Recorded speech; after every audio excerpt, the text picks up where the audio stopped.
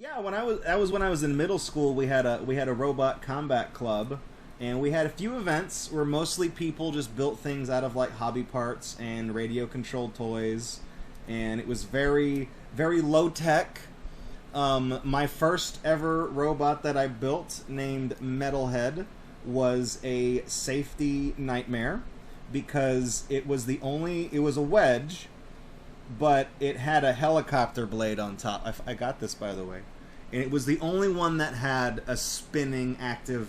There were other robots there that I think had active weapons, but this was the only one that, like, fucking spun. It was powered by a motor that we pulled out of a VCR, and we had no spares. And when we showed up, the people, that... Like, the chaperones, really. I don't want to say the safety crew. But when we pulled up, the safety crew looked at our robot and they were like, "Oh, that's not safe. You can't do that." Because we had basically jury-rigged the radio. The transmitter was a 3-channel radio. It was a 2-channel radio that we added a 3rd channel to. And it was just a toggle switch that was like duct taped to the top of the radio. And it was just off and on. That was it. The only 2 states were off and on. So when it was off, the weapon didn't do anything. And when we hit on, the motor just went from 0 to 100%, and then the pulley started spinning the chopper blade, which was made from not 1/4-inch aluminum. It was like it wouldn't be 3/8. It'd be 3/16. It was like 3/16 thick aluminum. And yeah, I mean, we could hack a gash in a paint can with it and stuff like that. And but that was the thing, is that it could be remotely deactivated, and it had a spin down time of less than a minute. We just kind of went by the BattleBots rules at the time because we didn't really know. So we thought we had everything in the bag, and so we took it, and the safety inspectors were like, "What the fuck did you build?" And we were just like, "Oh, it's a robot, it's BattleBots." They almost wouldn't let us compete. We had to prove to them that the robot was safe. So that meant we had to go through the safety check again and again and again, and they would make us turn the weapon on and spin it up and then shut it off and watch it spin down, and then they'd ask us to do it again, and then they'd have us hit. They'd had like a wooden pallet. Then they'd make us spin it up and hit the wooden pallet to see what kind of damage it would do. And then they did have like paint cans and stuff like that sitting around as part of the obstacle course. And they asked us to hit one of those full of sand, and we did that and chopped a hole in it. Basically, we convinced them that the robot was safe to compete. That even though it had a very frightening and potentially hazardous weapon, that it was under control. Oh, I dropped that nut. I busted that nut. Don't worry, I got it. It was under control. It was, for the most part, safe, and they allowed us to compete. And after all that rigorous testing, really, really fucked up the motor. That, again, we only had one of. And I remember, in our very first fight, people were afraid of us. There was only a few people there. I think we started in the quarterfinals with only a couple of round of 16 fights just for the last couple places in the quarterfinals. There weren't a whole lot of people that showed up the first time. And people were genuinely like, "Dude, I don't want to fight Metalhead. That thing looks like Hazard from BattleBots, and I've seen what that does." And so we were kind of the talk of the pits, what little pits there were. And in our first fight, I just remember this. We got going. They blew the whistle because we didn't have like a light tree. This is at a fucking school. They blew the whistle. The fight was underway. We started spinning up our weapon. The bar barely made it 2 very labored rotations and then came to a stop. And then smoke just started coming up from the top of the robot. Because all of that, turning it off, turning it on, going from 0 to 100, hitting these things at like full load, essentially damaged the motor. So as it tried to spin the blade up, the blade weighed about a pound.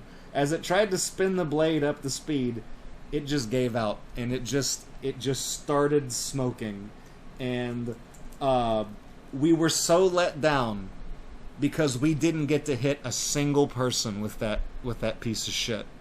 Didn't get to hit a single person. Didn't get to land any blows because we had no replacement motor, so we couldn't fix it in the pits or anything like that.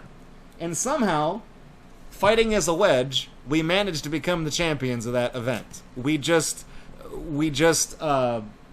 backed into people and did the best we could to stay aggressive and stay in the fight, and we managed to survive and win on judges' decision. Actually, we did have a crappy little 1-pound pulverizer, like sledgehammer type thing, hazard. We were able to push one guy under that. I've got the wrench stuck. I fucked this up. We had like a 1-pound sledgehammer that was made out of wood that we pushed some poor fucking sap under, and his robot was made of polycarbonate and acrylic, and it just smashed it to pieces. I felt a little bit bad about that, but I'm like, dude, all's fair in love and war and BattleBots, so that just comes with the turf, right? You know, it's just part of the thing. And I finished the car. I'll talk about this piece of shit in a second. The other story I have that sticks out in my mind is we had an obstacle course and we had combat. And the way it worked is that in order to incentivize the obstacle course, you could basically, the way that fights were scored, we used the BattleBot scoring rubric. Judges had 45 points to award. You know, damage, control, and strategy. 5 points apiece, 3 judges. So, if somebody won a fight, 30 to 15, the loser still gets to keep those 15 points to go to their rank. In the event of a knockout, that's an automatic 45 points to the winner, and then the fight is also scored by the judges so that the losing robot, like if the losing robot was putting up a great fight and was going to win and then just arbitrarily broke down, they might still walk away from that with like 33 points as like a consolation. So in order to incentivize people to build robots not just for combat, the obstacle course was also worth up to 90 points. Up to 45 for finishing it, and then if you did finish the obstacle course, we did it in fastest time, and then it was like 45, 40, 35, 30, and then we issued more points out to people, depending on how fast they got. But you could still score points for making it far enough in an obstacle course if you failed to complete it.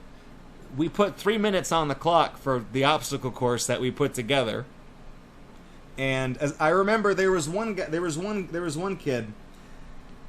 He built a robot named Panel, and bless his heart, it had cardboard for armor, and it was basically like a really cheap version of Biohazard from BattleBots that had like the angled skirts on every side, and except he used plastic dustpans. And Panel was meant to be a killer computer. And Panel's internals, there was something wrong with the speed controller where that it would accelerate, but it would never stop accelerating. So the motor would just keep going faster and faster and faster and faster and faster and faster and faster until you either let off on the stick or until you burn the damn thing up. And in the obstacle course, the very first obstacle course we did was like a big swirl. So we had these big bricks that you had to dodge and kind of serpentine around, and then there was a big industrial circular heavy trash can that you had to eventually get to the center of the spiral, go around the trash can, and then leave the spiral without hitting any of the cones, any of the bricks, because that's a time penalty. And I remember Panel turned like a fucking yacht. This thing had a turning radius that I swear to God was bigger than the fucking arena. And the arena was 16 feet by 16 feet. And this thing just could not turn. And the robot was plagued with electrical problems and everything else. And I just remember Panel eventually getting its ass in gear. And it like almost drifted around one of the turns. I'm like, oh dude, they're finally getting into it. And then it just made a beeline straight for one of the stacks of cinder blocks and just smashed into it, and it destroyed the front end of the robot. But it didn't kill it. It backed up. You could see inside of the robot where the cardboard had come apart, and you could see the wheels. One was spinning way faster than the other, and it was slowly trying to pull away from the bricks. And then it kind of lurched forward and hit the bricks again, and it could not adjust and get away from it. So they actually got a knockout count in the obstacle course because they hit an obstacle so hard that they broke. So they were the only DNF on the leaderboard, which I think, given how few people... That was the second event, so there was more than 9 people there, so they didn't even register for any consolation points. I think they got 15 points for as far as they got in the obstacle course before they wrecked and fucking died. And I always felt so bad for them because Panel, bless their heart, it was double elimination. They never won any fights until... Well, I've actually got part of the robot here to show you later, but I had a robot that had a big spinning pizza pan as a weapon. It was the successor to Metalhead. And this time the weapon worked. And it had chains and padlocks as a weapon. And by the time we had done several tournaments, my robot with the padlock flails, people had found a way to kind of counter it. And the only reason we didn't put blades on the disc was because we were concerned about the kickback into the robot, the damage that we would sustain from imparting that momentum into somebody else. So for the final tournament, we said, fuck it, let's throw some blades on there. And we did, and we fought Panel in its third iteration, which was exactly like the first one.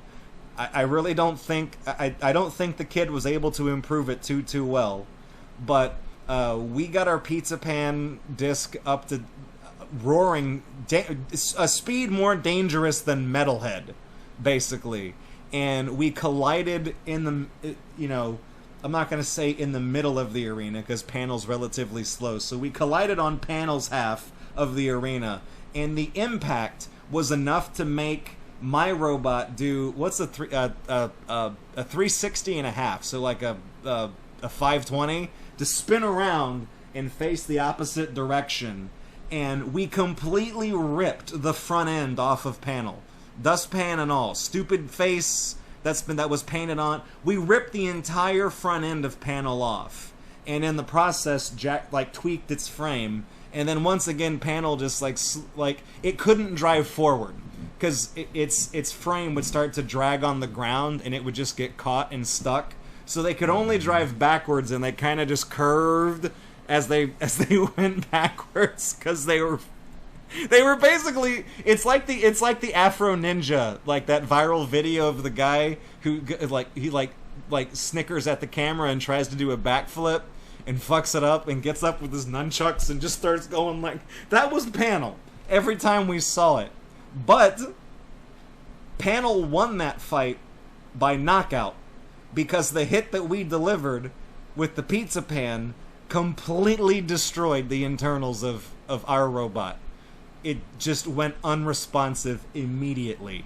Nothing was... The drive was dead. The weapon was dead. We could tell the weapon had gotten bent in the hit, and totally dead on our end.